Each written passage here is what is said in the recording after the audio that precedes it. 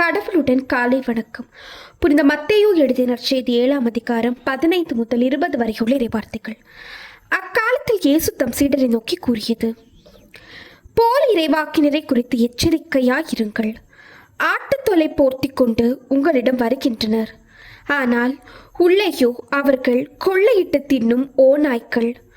அவர்களின் செயல்களை கொண்டே அவர்கள் யார் என்று அறிந்து கொள்வீர்கள். முட்செடிகளில் திராட்சை பழங்களையோ முட்பூண்டுகளில் அத்திப்பழங்களையோ பறிக்க முடியுமா?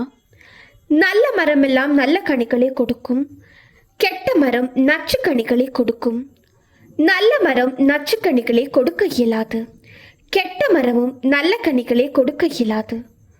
நல்ல கனி கொடாத மரங்களை எல்லாம் வெட்டப்பட்டு நெருப்பில் எரியப்படும். இவ்வாறு போலி இறைவாக்கினர் யாரென அவர்களுடைய செயல்களை கொண்டே இனம் கண்டு கொள்வீர்கள். இது கிறிஸ்துவின் நற்செய்தி. இந்த நாள் இனிய நாளாக அமைய வாழ்த்துக்கள்.